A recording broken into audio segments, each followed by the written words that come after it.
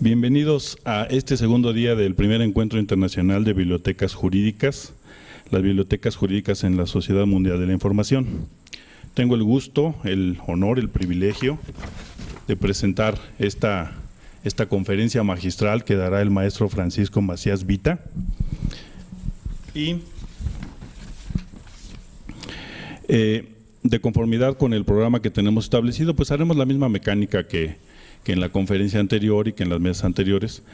Haré la presentación del maestro, les leeré algunas líneas curriculares del mismo y enseguida escucharemos su interesante conferencia. Estamos platicando un momento aquí sobre ella y después abriremos un pequeño espacio para preguntas de parte de ustedes, de parte del público. Bueno, la conferencia que va a dictar el maestro se denomina Acceso veraz, oportuno y objetivo, el papel de la biblioteca jurídica digital ante la sociedad global de la información. Es obvio y es evidente que en un mundo globalizado el acceso a los sistemas de información, platicábamos ahora, representa una paradoja porque con tanta tecnología pensamos que es muy sencillo acceder a las fuentes de información, pero precisamente la tecnología, los recursos y el trabajo que requieren las bibliotecas implican un gran reto. Bueno, la ficha curricular del maestro Macías es la siguiente. Es licenciado en Letras Españolas por la Universidad de Texas en Brownsville. Es egresado de la Universidad Estatal de Colorado, donde recibió su maestría en Letras Inglesas con especialidad en Literatura Comparada del Medioevo y la Edad Moderna.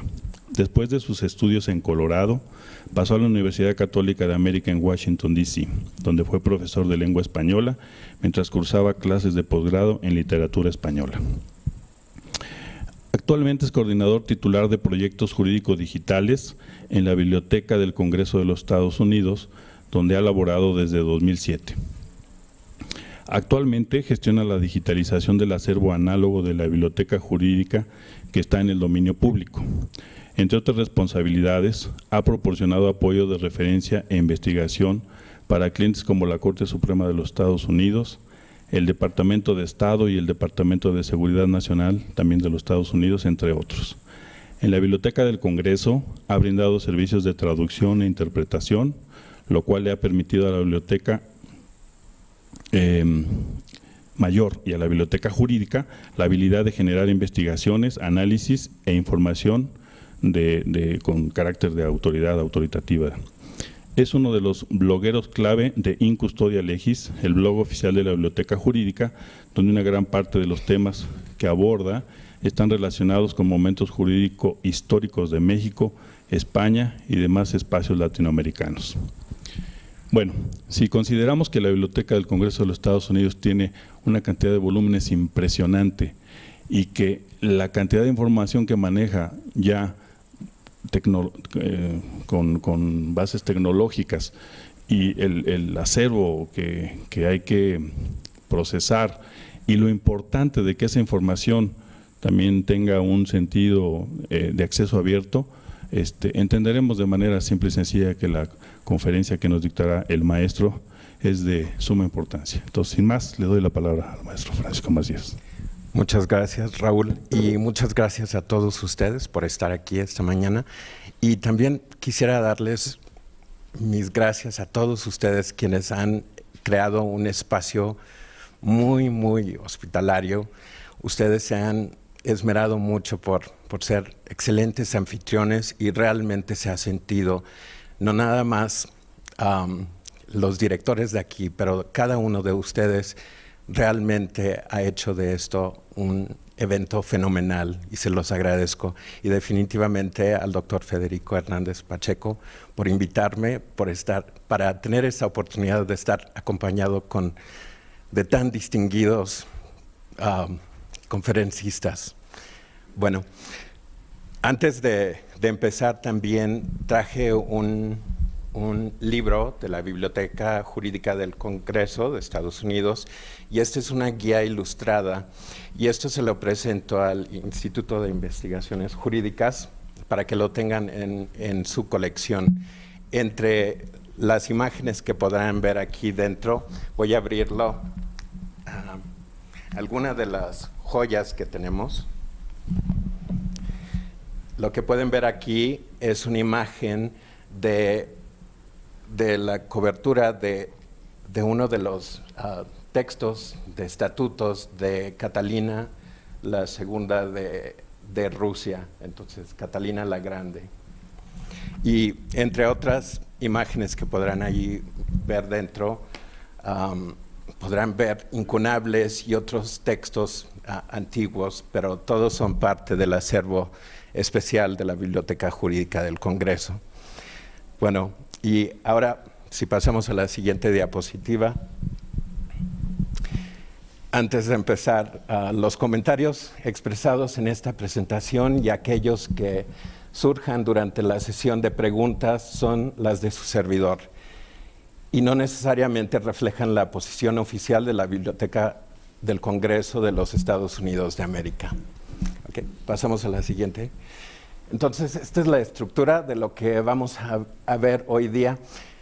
Vamos a empezar, la presentación va a ir en dos partes. Primeramente, darles una introducción de lo que es la Biblioteca del Congreso, porque por lo general en Estados Unidos el usuario promedio en realidad no tiene un conocimiento de lo que es la Biblioteca del Congreso. Muchas veces piensan que es un espacio en donde hay libros de referencia, pero que van a ser para el uso del Congreso. Lamentablemente, en Estados Unidos nunca expresamos directamente que esta iba a ser la Biblioteca Nacional. Entonces, está implícito, mas no está expresamente documentado en ninguna parte. Entonces, pasamos a la siguiente. Y la siguiente. Esta es la doctora Carla Hayden, que es la bibliotecaria del Congreso de Estados Unidos de América. Le llamamos bibliotecaria, sin embargo, su función es, claro, la directora del instituto. Ella recién tomó su puesto y es la primera mujer y es la 14ª persona de ocupar este puesto. Pasamos a la siguiente diapositiva. Y este es el organigrama de cómo es que está organizada la Biblioteca del Congreso. Y si ven la última franja allí, lo que pueden ver es que la Biblioteca del Congreso es, hagan de cuenta, una universidad. Y la universidad tiene facultades. Entonces, esa última franja tiene 5 facultades, por decir. Y entre estas, entonces, me voy a parar un instante porque, para aproximarme a la pantalla. Entonces, el primero es Servicios de Investigación del Congreso. Y el Servicio de Investigación del Congreso, ellos trabajan solamente para el Congreso, directamente. Entonces, ellos no atienden al público, ni nada de eso. Cualquier solicitud que salga del Congreso va directamente a ellos. Entonces, la siguiente es la Biblioteca Jurídica, en la que elabora su servidor. La siguiente es Servicios Bibliotecarios. Y esa es la estantería, la colección general. Esa, por una parte, también se le denomina la Biblioteca Nacional de los Estados Unidos. Fuera de eso, entonces, hay una división que también, una unidad que se creó que se le denomina alcance nacional e internacional, porque empezamos a pensar que realmente si íbamos a poder seguir operando en el siglo XXI, era importante que no solo nos limitáramos a los espacios geográficos donde estaba la Biblioteca del Congreso, sino que ir de costa a costa, entonces hacer un alcance a través de todo el país, pero también más allá del país, entonces salir de lo que es nuestro entorno inmediato. Y la última es la Oficina de Derechos de Autor, o como se le denomina en Estados Unidos, Copyright. Copyright queda bajo la Biblioteca del Congreso y ahorita hay cambios que puedan surgir, no obstante, Copyright siempre va a ser parte de la Biblioteca del Congreso porque mucho de su acervo entra a través de Copyright. Lo que se dice es que en Estados Unidos, si se publica cualquier texto se generan 2 ejemplares, 2 de los mejores, casi como el Arca de Noé. Y entonces de esos 2 textos entran por copyright y después pasan a ser parte de la estantería de la Biblioteca del Congreso. De esos, aproximadamente entran como 10,000 textos por día y de esos se seleccionan aproximadamente 2,000. Pasamos a la siguiente diapositiva. Y esta es la misión. Apoyar al Congreso en el desempeño de sus deberes constitucionales y fomentar el progreso del conocimiento y la creatividad para el bien del pueblo estadounidense. Su visión es: la Biblioteca del Congreso es uno de los administradores principales en el registro del conocimiento para los Estados Unidos y el mundo, y es uno de los impulsores para la modernización y el futuro, mientras que proporciona servicios indispensables al Congreso. La misión central de la biblioteca es proporcionar al Congreso y luego al gobierno federal y al pueblo estadounidense con una robusta, diversa y duradera fuente del conocimiento de la cual se puede confiar para informar, inspirar y consultar con el fin de apoyar sus esfuerzos intelectuales y creativos. Pasemos a la siguiente. Los valores. Primordial entre los valores de la biblioteca están los siguientes: cumplir con la visión de uno de los padres de la patria, el presidente Madison, de que el acceso a la información veraz, auténtica y no partidista es esencial para una sociedad democrática. Subrayar la importancia de la alfabetización, para todos los estadounidenses, un bien con impacto monumental sobre el bienestar y la prosperidad de la nación. Y justo cuando estaba preparando esta presentación, una de mis colegas me dijo: pero la alfabetización en Estados Unidos no es un problema. Claro que lo es. Y lamentablemente, entre más nos mentimos, pues peor el asunto. Entonces, definitivamente es uno de los planes que tiene la nueva directora de la biblioteca, fomentar la alfabetización. Bueno, demostrar integridad al tratar a todos con equidad e igualdad, ser transparentes en la toma de decisiones, defender los principios democráticos y estar abiertos a nuevas ideas. Ser un ente fidedigno y defender la confidencialidad. Y eso es muy importante también, y lo verán. Compartiré algunas anécdotas, pero sin muchos detalles porque no queremos violar la confidencialidad. Proporcionar un servicio de la más alta calidad para todos quienes se sirvan de sus recursos. La siguiente diapositiva, por favor. Bueno, y un poco del trasfondo histórico y... Bueno, esto es importante porque creo que esto es lo de más realce también, y es lo que muchas veces en realidad no se entiende de la Biblioteca del Congreso. La Biblioteca del Congreso, que también es la Biblioteca Nacional, fue fundada en el año 1800 para suplir las necesidades del Congreso. La biblioteca ha pasado a ser un espacio inigualable del conocimiento y de la creatividad. El 24 de abril de 1800, el presidente John Adams ratificó una ley que mudó la sede del gobierno federal de la ciudad de Filadelfia a Washington, D.C., y creó una biblioteca de referencia para el uso del cuerpo legislativo. La ley disponía, entre otros artículos, que $5,000 estadounidenses para la compra de aquellos libros que puedan ser necesarios para el uso del Congreso.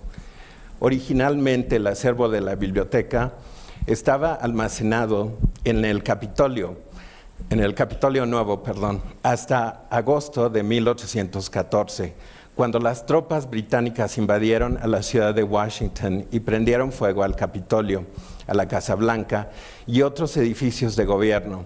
La pequeña biblioteca del Congreso, que resguardaba 3,000 tomos, se vio perdida en el incendio. Dentro de un mes, el expresidente Thomas Jefferson, ya jubilado y residiendo en Monticello, ofreció reemplazar la colección con la de su propia biblioteca, la cual había comisariado a lo largo de 50 años. El 26 de enero de 1815, el Congreso aceptó la propuesta de Jefferson y asignó $23,950 estadounidenses para la colección de 6,487 libros. Al momento de ofrecer su biblioteca al Congreso, Jefferson redactó el siguiente comentario, y este viene muy al grano de lo que muchos de los presentadores han comentado. No sé si contenga alguna rama de la ciencia del Congreso que el Congreso quisiera excluir de su colección. No hay, de hecho, tema alguno que un miembro del Congreso no tendrá ocasión de acudir. Entonces, creo que el doctor Salazar estuvo diciendo ayer sobre que los estudios tienen que surgir de un espacio interdisciplinario, y obvio que Jefferson estaba de acuerdo. Pasamos a la siguiente. Esta colección variada, a la que se le denomina la Biblioteca de Jefferson, pasó a ser la génesis de una gran biblioteca nacional.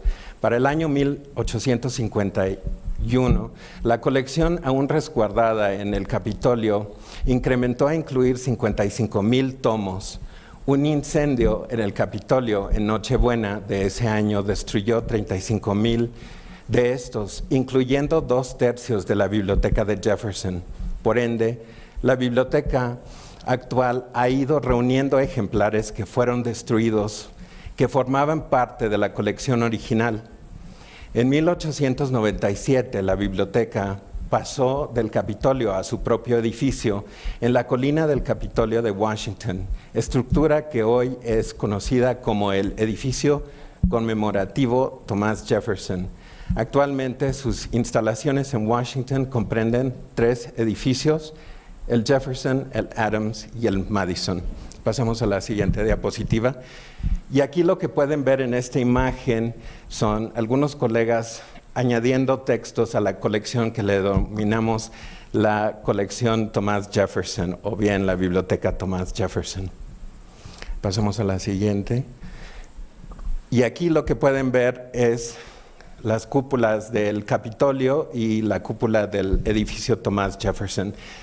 El Capitolio está inmediatamente frente a la Biblioteca del Congreso y al lado de la Corte Suprema de Justicia de Estados Unidos. Pasamos. Esta es otra imagen del domo de la biblioteca. Y esta es una visión aérea de la Biblioteca del Congreso, o bien ese es el edificio Jefferson. Detrás de ese pueden ver el edificio Madison. En siguiente. Y esos es detalles arquitectónicos del interior de la Biblioteca del Congreso. La siguiente.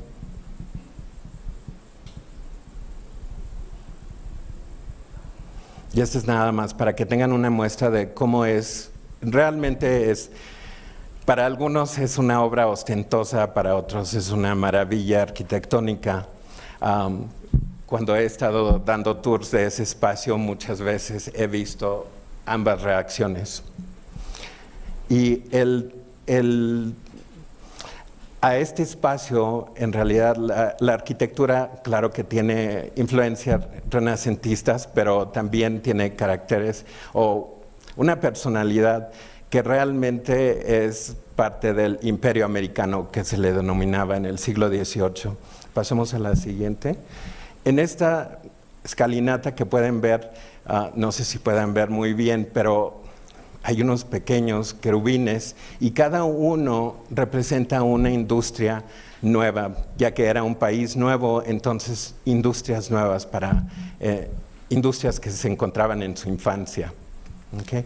Y el globo terráqueo que pueden ver aquí, hay 2 de ellos, representan los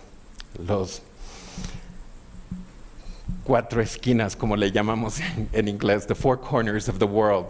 Entonces, lo que tienen aquí, más que nada, me parece que son Asia y Europa, y en otro hay un niño que se ve, trae plumas en la cabeza, y entonces eso representa las Américas, y en otro representa Europa. Pero van a poder ver los 4. La siguiente diapositiva. Y aquí es la sala de lectura principal de la Biblioteca del Congreso, y esta es una vista desde arriba. Cuando uno visita ese espacio hay una vitrina en donde uno puede ver hacia adentro. Lo que vamos a ver dentro de un momento también es cómo se consigue una tarjeta de lector para visitar este espacio. Y en algún momento el usuario podía entrar a la estantería, pero empezaron a desaparecer algunos de los textos, entonces empezaron a limitar el acceso a la gente. No obstante, hay asistentes que cualquier texto que uno llegue a necesitar, se lo consiguen y se lo traen a su escritorio. Pasemos a la siguiente. Y este es el óculo desde la sala principal de lectura. Es la siguiente. Y estas son también las rosetas. Hubo un terremoto recientemente en el área de Washington, y afortunadamente no había nadie en el espacio, pero una de estas rosetas se cayó y realmente son grandes. O sea, hubiesen muerto, pero pasamos a la siguiente. Esta fuente se encuentra al frente del edificio Thomas Jefferson y es la fuente de Neptuno. Y recientemente se le estuvo dando algo de tratamiento. Pasemos a la siguiente. Y ahora lo que les quería presentar también es el trabajo que se hace también en la biblioteca. Fuera de ser bibliotecarios y almacenar, también tenemos gente que se dedica a la preservación de nuestros documentos. Entonces aquí lo que van a poder ver son varios colegas dándole tratamiento a las colecciones. Pasemos a la siguiente.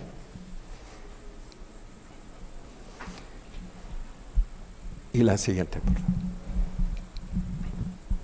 Y entonces conforme van entrando las nuevas colecciones, se les va dando, hacen una especie de asesoría para asegurarse de cuáles son las condiciones en las que están los documentos, y se les va dando el tratamiento necesario.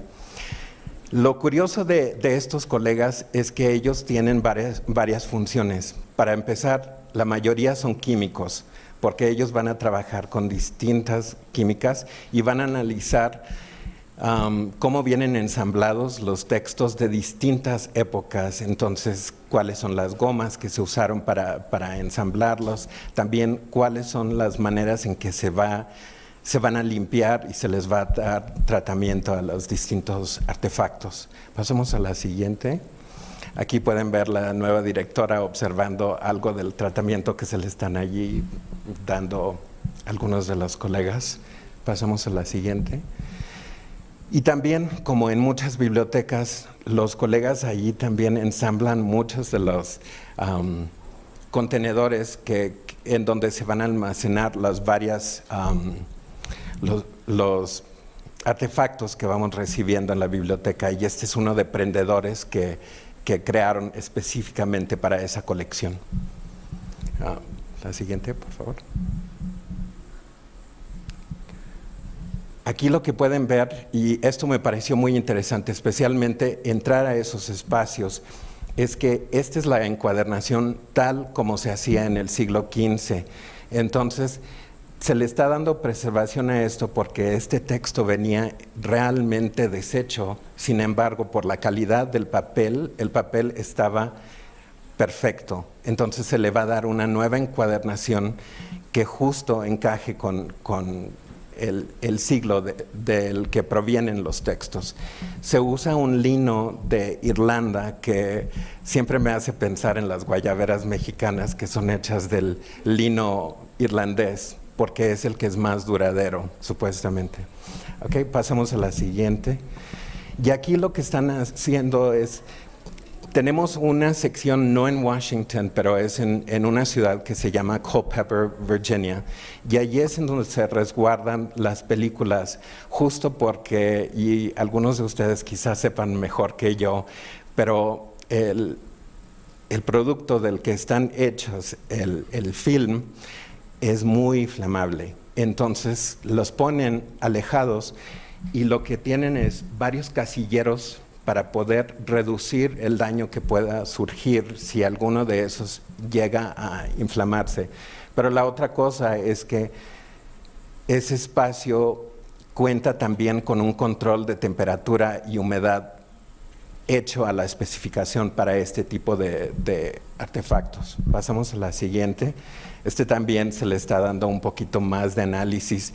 Y recientemente su servidor fue parte de una producción de una celebración de México y lo que hicimos fue darle conservación a me parece que era como una especie de film satírico, y lo que sucedía allí era que venían muchas diapositivas que estaban dañadas, entonces tuvieron que darle conservación y cada uno de los pies, o sea el track, para que pudiera alimentarse a través de una proyectora, se tuvo que curar uno por uno. Entonces era una labor extensa que se hizo a lo largo de un año, pero al final de cuentas la pudimos exhibir y estuvo muy bien.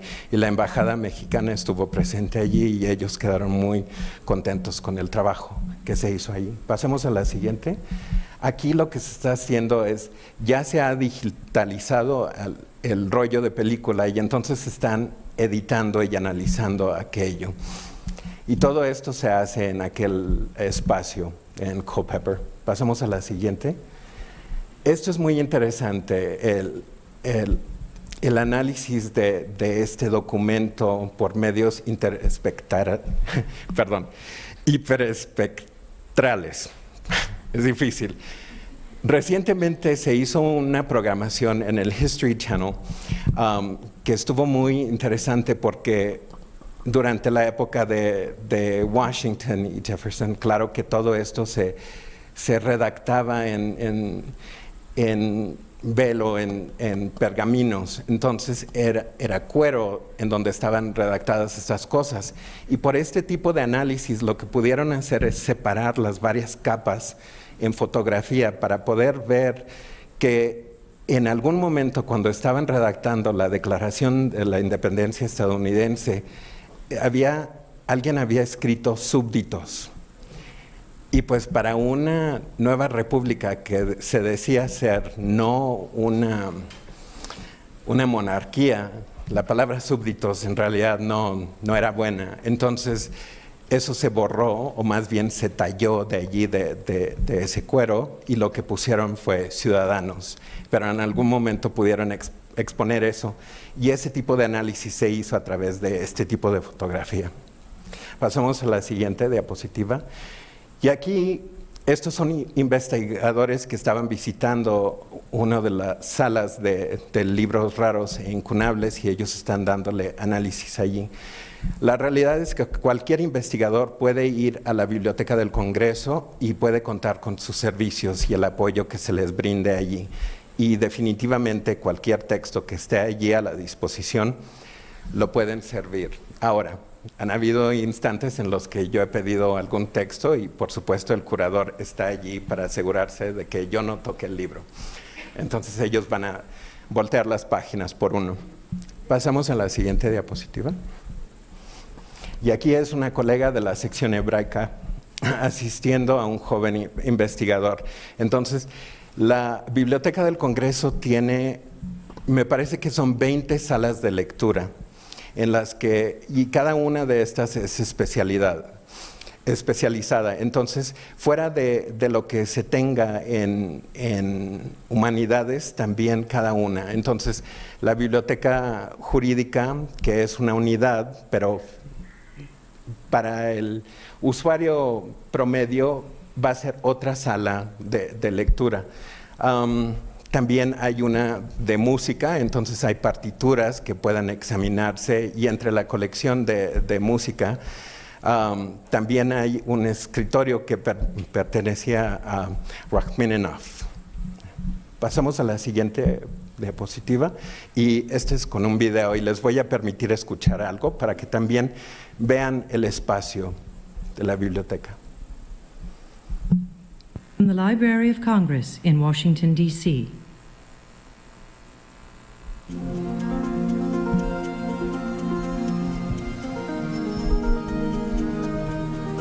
La Biblioteca del Congreso le da la bienvenida a personas de todo el mundo para utilizar nuestras salas de lectura para llevar a cabo investigaciones.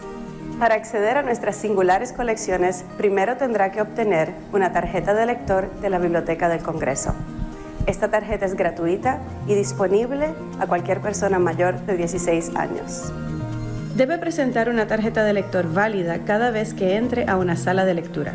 Si aún no tiene una tarjeta de lector o si su tarjeta ha expirado, por favor vaya a la oficina de Reader Registration. La oficina de Reader Registration está en el primer piso del edificio James Madison, uno de los 3 edificios de la Biblioteca del Congreso en Capitol Hill. Después de pasar por seguridad, gire a la izquierda y proceda por el pasillo. Encontrará la oficina en la sala 140. Necesitará presentar una identificación vigente que tenga su foto, como su licencia de conducir, pasaporte o alguna otra identificación emitida por el gobierno que muestre su fecha de nacimiento. Luego, le tomarán una fotografía, firmará la tarjeta y su nueva tarjeta de identificación del lector será impresa inmediatamente. Su tarjeta será válida por 2 años y puede ser renovada en la oficina de Reader Registration. Para acelerar el proceso de registro, usted puede preregistrarse en línea. Sin embargo, necesitará presentarse personalmente a la oficina de Reader Registration para verificar su identificación y para obtener su tarjeta. La oficina de Reader Registration está abierta de lunes a sábado. Antes de su visita, por favor visite nuestra página web para ver las horas de servicio al público. Para cualquier pregunta o duda sobre el proceso de registración o si necesita registrar un grupo muy numeroso, por favor comuníquese de antemano con la oficina de Reader Registration llamando al 202-707-5278. Una vez que tenga su tarjeta de lector, puede proceder a cualquiera de las salas de lectura en la biblioteca y usar las colecciones. Algunas de las salas de lectura tienen requisitos especiales sobre cómo usar sus colecciones. Por ejemplo, los investigadores que deseen usar la sala de libros raros y colecciones especiales tienen que ser mayores de 18 años. Para más información sobre los requisitos para usar algunas salas, por favor visite nuestra página web en loc.gov/rr.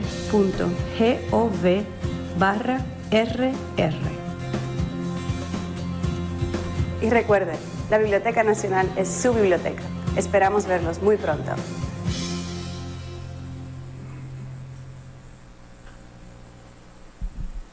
This has been a presentation of the Library of Congress. Visit us at loc.gov. Bueno, y regresamos a las diapositivas.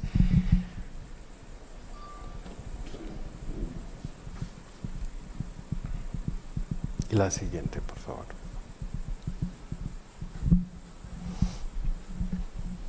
Una más. Bueno, y ahora voy a tomar asiento porque les voy a seguir leyendo desde acá, disculpen. Pero también para entender lo que es la Biblioteca del Congreso, la Biblioteca Jurídica, entonces voy a pasar algunas diapositivas más. La siguiente, por favor. En la Biblioteca Jurídica del Congreso, cuando estuvo el doctor Hernández Pacheco, estaba la señora Roberta Schaefer. La señora Roberta Schaefer se ha jubilado y la nueva bibliotecaria jurídica del Congreso es Jane Sánchez. Ella es la jefe.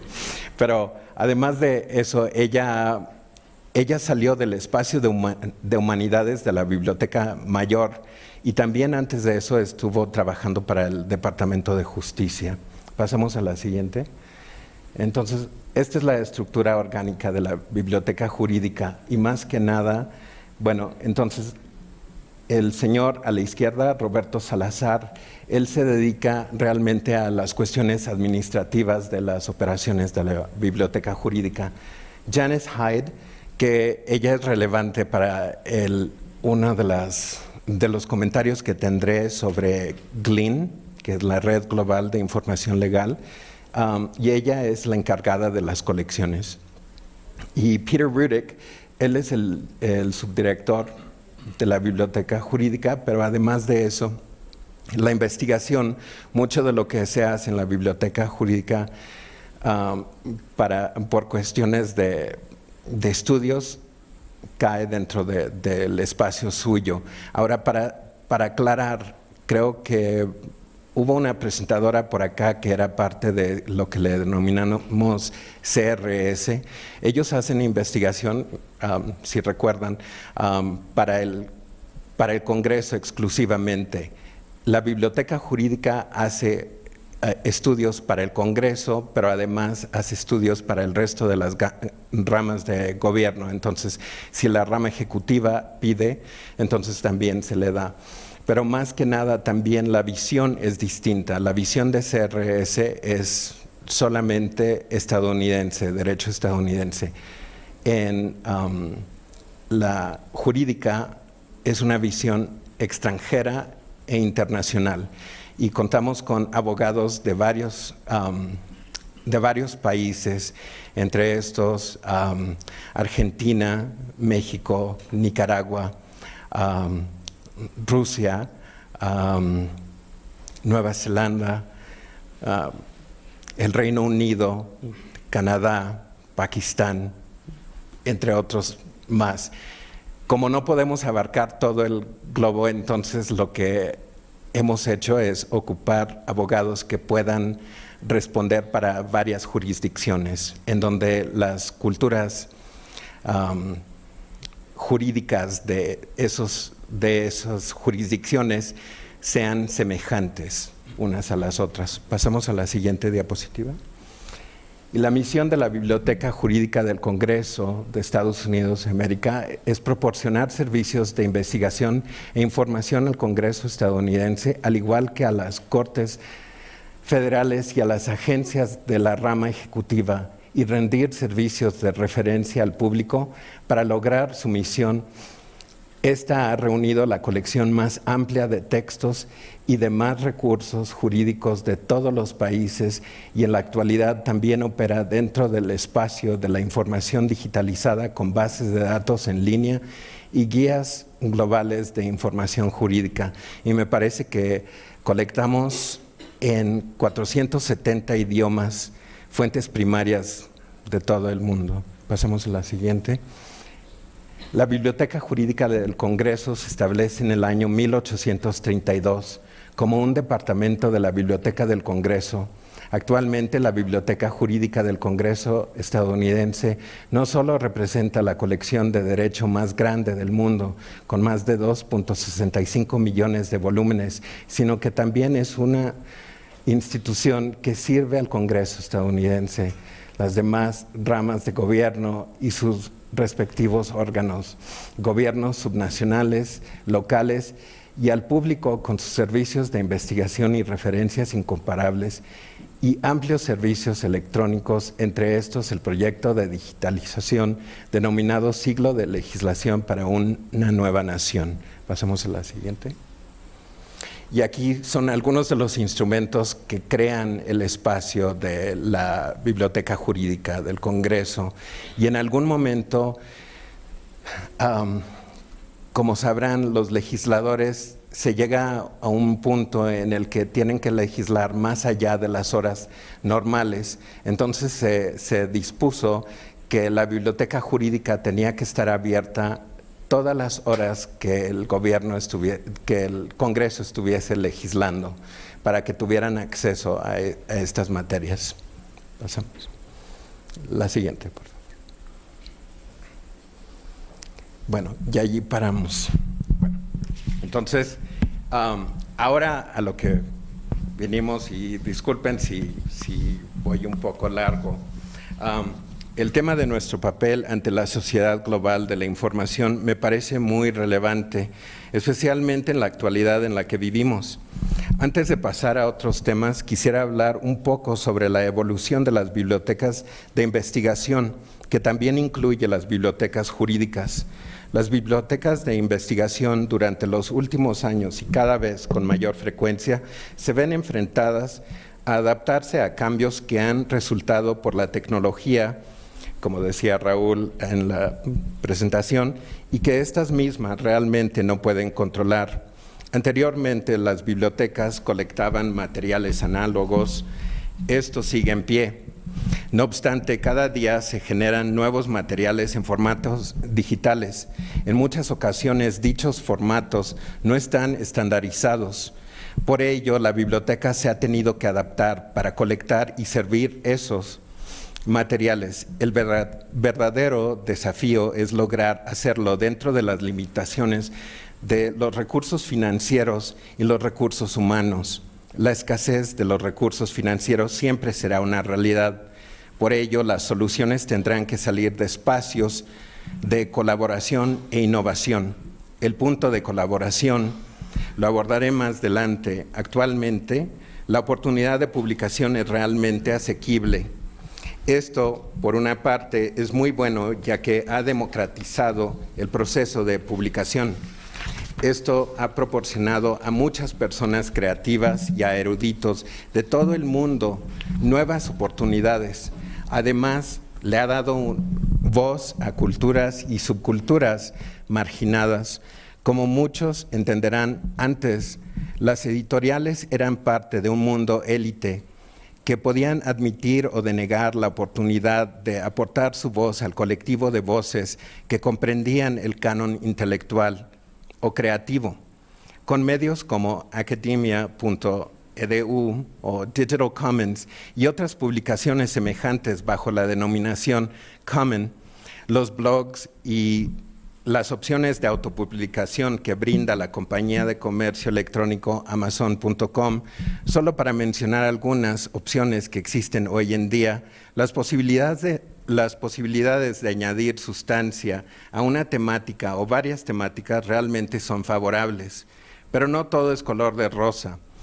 Para algunos investigadores más conservadores, la atención y quizás confianza otorgada a las autopublicaciones es mínima, en el mejor de los casos.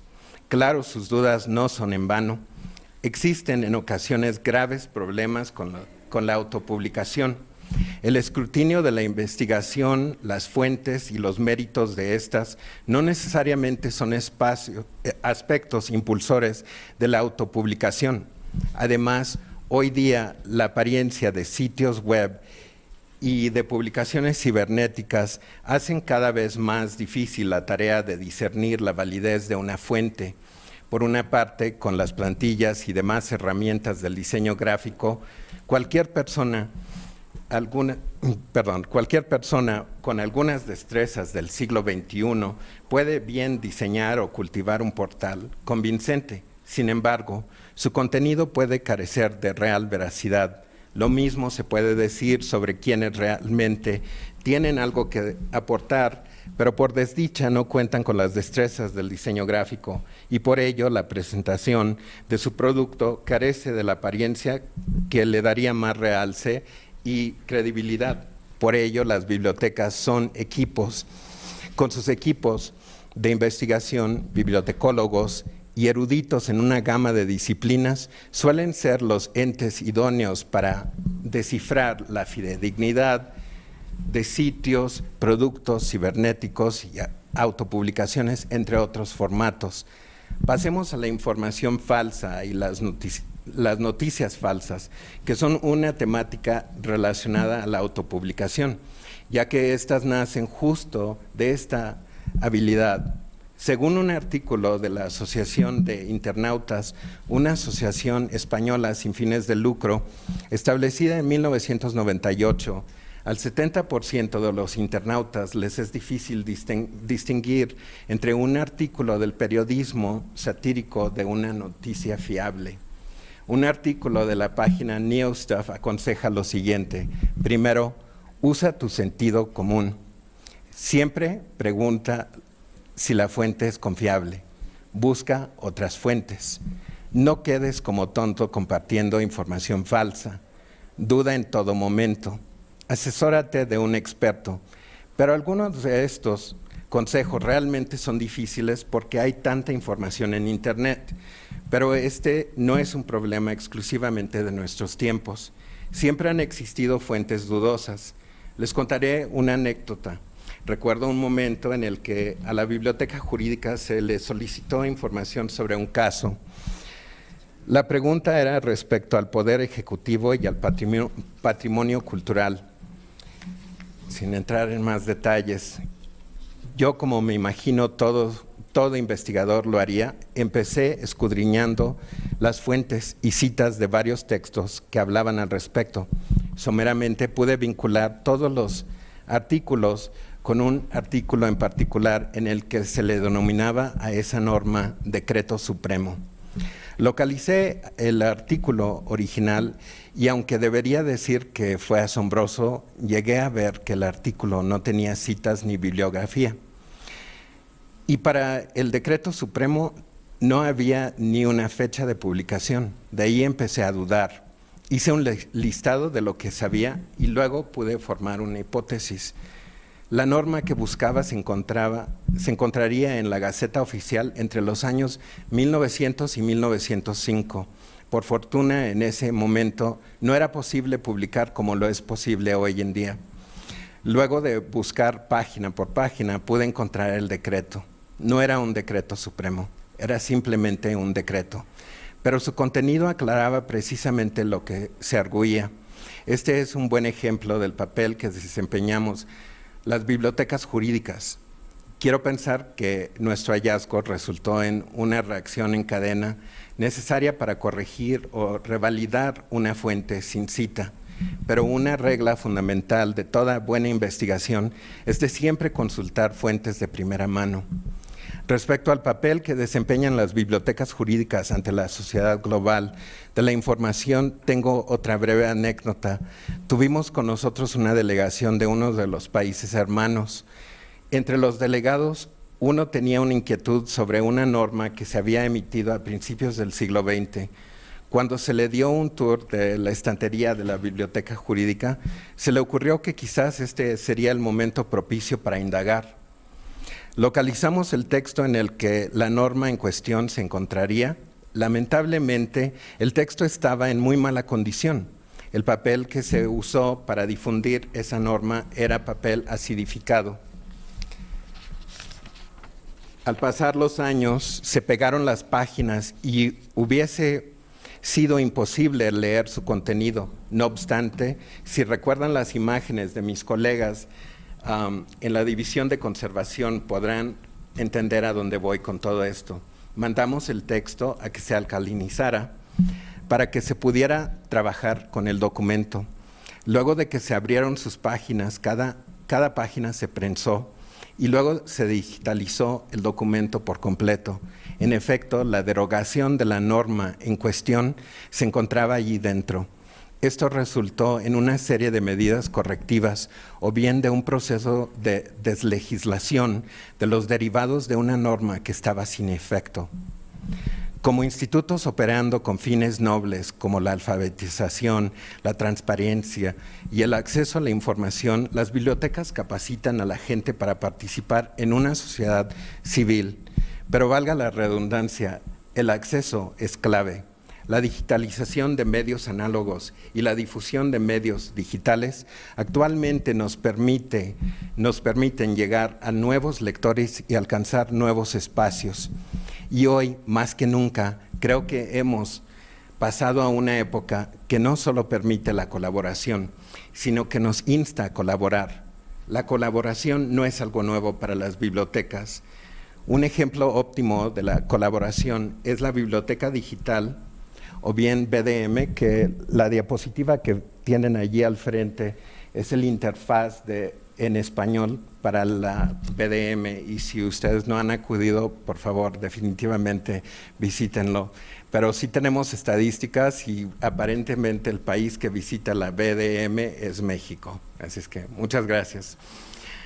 Además de eso, la BDM es una biblioteca digital internacional creada el 21 de abril del 2009 en París por la Biblioteca del Congreso estadounidense y la UNESCO. Entre sus objetivos, la BDM hace por promover el entendimiento internacional e intercultural, aumentar el volumen y la variedad de los contenidos culturales en Internet y proporcionar recursos a educadores, académicos y el público en general, y conseguir con la participación de instituciones de diversos países la reducción de la fosa digital entre la población de cada uno de ellos. La BDM cuenta con gestión internacional e intranacional. Además, se propone ampliar contenidos en idiomas distintos al inglés, así como de origen no occidental, y facilitar el acceso gratuito de multilingüe a caudales espirituales provenientes de todas las distintas culturas del mundo.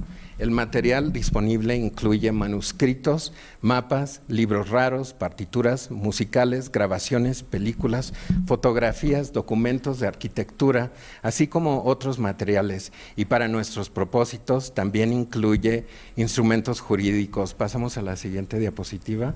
Entre estos, del siglo XIII, las 7 partidas del rey Alfonso X, el Sabio. Este documento está resguardado en la Biblioteca Nacional de España. Sin embargo, en su formato digital, y todas las imágenes están digitalizadas a la más alta resolución, así es que los educadores o cualquier persona tiene acceso a estos para descargarlos a sus ordenadores. Sin embargo, otro ejemplo de la colaboración más reciente fue durante la visita del doctor Hernández Pacheco a nuestras instalaciones. Y pasamos a la siguiente diapositiva.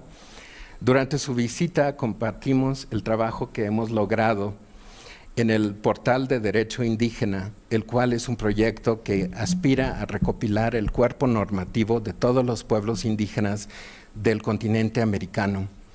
Una de las colegas le comunicó al doctor Hernández algunos de los contratiempos que estábamos experimentando, con acceso a algunos sitios de cultura indígena mexicana. Cuando regresó a casa, él hizo lo posible por ponernos en contacto con quienes gestionaban estos portales para que así pudiésemos contar con estos recursos en nuestro portal. Esto definitivamente es una muestra de la colaboración al nivel internacional. Y por último, la siguiente diapositiva. Para cerrar con broche de oro, la reinstauración de Glynn, y esto es algo que se ha estado trabajando por 4 años. Nuestros colegas en la República Dominicana recientemente celebraron el regreso de la Red Global de Información Legal, que cuenta principalmente con el cuerpo normativo de los países que en ella participan. La génesis de la base de datos y su red de legisladores fue la Biblioteca Jurídica del Congreso de Estados Unidos de América. Lamentablemente, a falta de recursos y cambios de visión, la sede de Glynn pasó a otras manos, pero cayó en suelo muy fecundo. Nuestros hermanos de la República Dominicana han hecho un trabajo fenomenal al reinstaurar la base de datos, y les auguramos un brillante futuro en este esfuerzo. Y entre nosotros, me parece, la maestra Talía Rodríguez Soria, que es una de las docentes en jurídica aquí en la UNAM, fue la directora de Glynn México en algún momento, y creo que ella está muy contenta con el regreso de Glynn, y definitivamente les quisiera recomendar que si a ustedes les interesa participar de esta base de datos, definitivamente se pongan en contacto con el señor Sucre Zacarías, que es la persona es un buen contacto en la República Dominicana y ellos están luchando para hacer de esto una buena colección.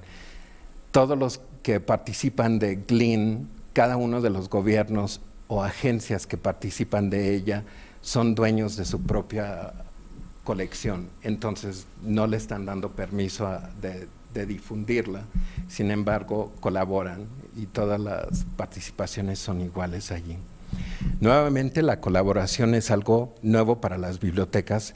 Creo que es una de esas prácticas que se ha hecho y se hace cada vez con mayor frecuencia y a mi parecer es una de las que permanecerá.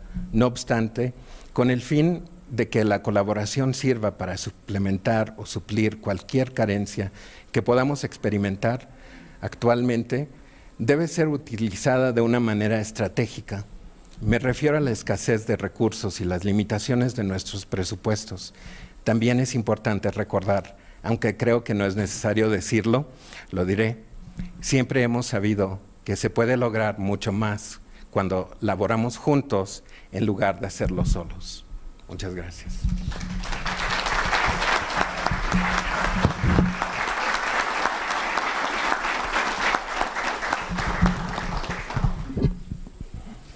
Muchas gracias al maestro Francisco Macías Vita por su interesante conferencia en la que ha hecho un recorrido muy aleccionador de cómo está la estructura y la organización de la Biblioteca de los Estados Unidos, del Congreso de los Estados Unidos, y que mueve, me parece a mí, anoté cualquier cantidad de conceptos, de reflexiones a las que hay que entrar y trabajar a lo largo del tiempo. No me voy a detener mucho en ellas precisamente porque prefiero que pasemos a la sesión de preguntas y respuestas y que aprovechen ustedes por si tienen comentarios que hacer. Pero sí quiero, entre otros de los temas, señalar rubros muy importantes.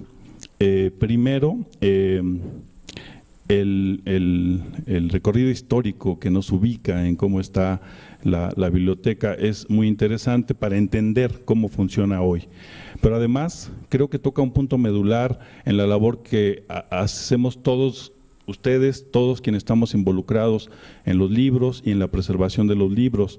Qué interesante ver toda la labor que se tiene que hacer en las bibliotecas para preservar los textos de cualquier naturaleza, y en este caso en particular hablamos de los textos jurídicos, porque finalmente las bibliotecas, aparte de ser lugares en donde los usuarios tienen acceso a la información y pueden recuperar fuentes de información, también son algo muy importante y que se menciona poco, pero no tanto, que son los repositorios del conocimiento universal.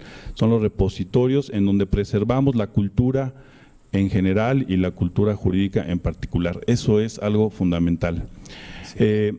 En segundo lugar, obviamente, pues es impresionante la cantidad de material que manejan en la Biblioteca del Congreso de los Estados Unidos. Pensar que llegan 10,000 libros diarios y de esos, evidentemente por el espacio se aceptan solo 2,000, es pensar en magnitudes grandes, ¿no? Y esto precisamente tiene que ver con algunos de los temas que se ha tocado y que se tocará, que liga muy bien con la siguiente mesa que van a tener en un rato más, en relación con lo difícil y lo complicado que es hoy tener los espacios y los elementos necesarios para preservar estos textos de los que estamos hablando.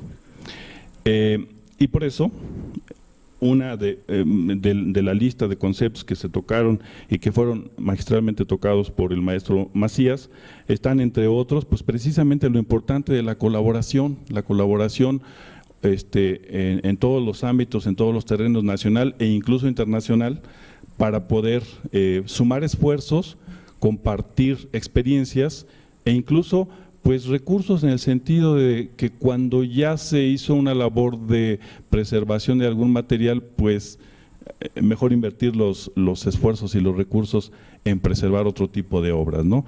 Y hoy con la tecnología pues es todavía más interesante porque pues podemos tener acceso a obras importantes, incluso pues tienen unos miles en la biblioteca de obras incunables a las que no tendríamos acceso si no hubieran hecho esta labor de preservación, de digitalización y de puesta en línea para que los usuarios en cualquier punto del planeta podamos tener acceso. Se tocaron muchos otros temas, está el de la autopublicación, que tiene mucho que ver con la fiabilidad y no de la información, tiene también que ver con derechos de autor, porque hoy resulta que incluso los propios investigadores a veces se autopublican y finalmente, aunque sean sus materiales, pueden incurrir en algún tipo de falta, porque al final en la elaboración de un libro pues intervienen no solo el autor, también las editoriales y otro tipo de cuestiones que hay que cuidar a la hora de saber si podemos o no poner en línea un texto, ¿no? Y algo importante también, pues hoy es esta tendencia que hay en el mundo a que tengamos cada vez más este tipo de textos, y en el caso de los libros jurídicos, pues hay un interés y una tendencia importantes a que mucha de la labor, que es sobre todo la pública, la de investigación pública, pues que sea de acceso gratuito en el famoso sistema llamado Open Access, ¿no? Entonces, ahí están muchos temas. Agradecemos al maestro Macías por su interesante conferencia y damos ahora paso a las preguntas. No me han pasado papeletas, pero podemos abrir un espacio por si alguien quiere hacerle una pregunta de manera directa al maestro. Por acá, ¿le podemos dar un micrófono, por favor?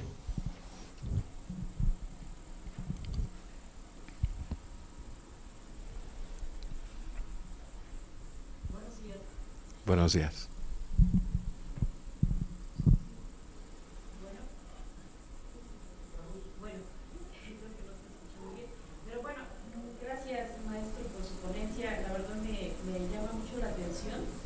Y quiero hacerle una pregunta sobre qué criterios se utilizan para efecto de la selección de 2.000 libros de los 10.000 que llegan. Me imagino que debe ser una tarea pues sumamente ardua y cansada, digo, para seleccionar 2.000 de 10.000. Quisiera saber qué criterios se utilizan. Sí, en cada una de las salas de lectura, muy buena la pregunta para empezar, y afortunadamente sé la respuesta, pero pasamos a la siguiente diapositiva por si acaso hay alguna pregunta que no pueda contestar hoy día. También se pueden comunicar conmigo por internet, por correo electrónico, y así cualquier inquietud que tengan, o si alguno de ustedes necesita asistencia para hacer investigación, por favor, comuníquense conmigo. Ahora, cuando entran los textos a la Biblioteca del Congreso, dentro de cada una de las salas de lectura, cuenta con personal especializado en todas las disciplinas. Entonces, a ellos son a quienes les corresponde ir a hacer la selección.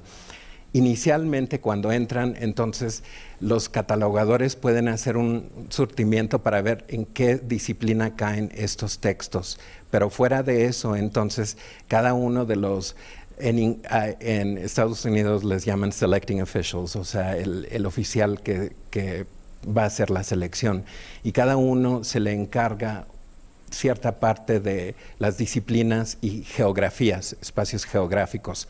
Entonces, por ejemplo, en la división hispánica hay alguien que está dedicado a México exclusivamente, y esa persona va a hacer la selección.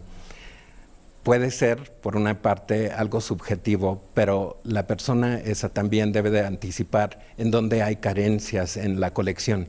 Y estos son bibliotecarios que se dedican solo a su colección. Entonces, el construir y ir incrementando esa colección está basado en lo que tenemos y lo que no tenemos. Y cada uno de esos individuos va a saber al respecto. Los textos, por si acaso les interesara también, que no se añaden a la colección de la biblioteca, entonces esos pasan a ser dos cosas. Pasan a otras bibliotecas menores que necesiten esos textos, o también bibliotecas nacionales, extranjeras, en donde podamos hacer un intercambio de lo que nosotros no tengamos de sus colecciones, de igual manera de lo que ellos no tengan de Estados Unidos. Espero haber respondido a usted. ¿Alguien más que desea hacer alguna consulta o comentario? Buenas tardes, pues bienvenido maestro Macías. Nuevamente reitero la opinión de quien me precedió, una muy buena conferencia que nos ha ilustrado en muchos temas. Una pregunta, una vez que ingresa, en este sentido va mi pregunta, una vez que ingresa el material a la biblioteca jurídica, al área respectiva, ¿posteriormente es objeto de un descarte a lo largo del tiempo o una vez que ingresa asegura su permanencia? Y en caso de que sea objeto de descarte después, ¿cuáles son los criterios que utilizan para descartar la información? Okay. Muy buena su pregunta también y muchas gracias por los cumplidos.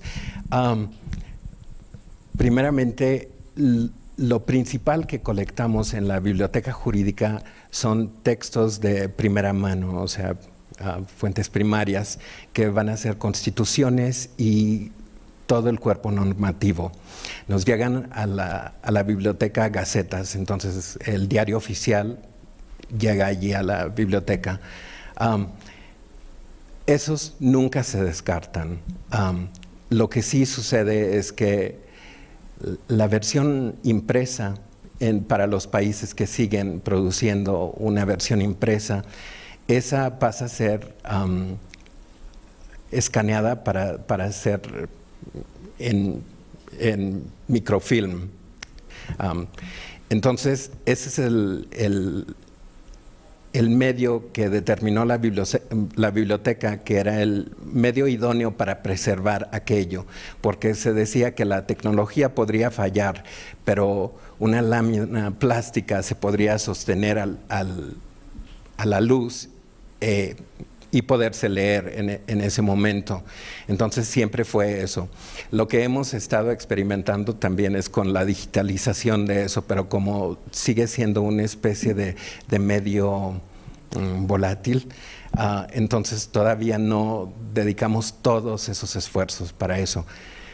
A la siguiente parte, hay tomos que son fuentes secundarias y terciarias, entonces de esas no nos podemos fiar porque los abogados, quienes generan los informes para el Congreso, ellos necesitan algo que esté actualizado. Entonces, si algo se descarta, son esas fuentes, pero nunca las primarias. Pero porque lo que necesitamos siempre es que algo que esté al día.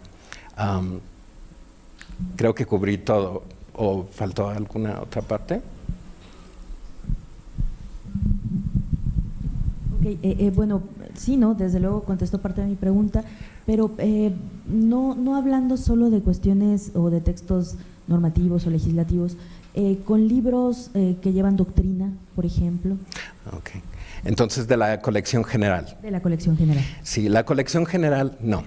Cuando entran textos allí, especialmente por cuestiones históricas, porque si uno va a hacer una especie de análisis histórico, van a necesitar todos los documentos que llegaron a ese momento, entonces allí sí no se descarta nada, pero en jurídica definitivamente, especialmente porque se genera tanta fuente secundaria, entonces sería imposible para nosotros tenerlo y podrían confundirse también, porque en realidad conforme cada una de esas personas quienes están dedicadas a seleccionar esos textos, a ellos también les corresponde ir diciendo, hay que descartarlo porque ya no está vigente.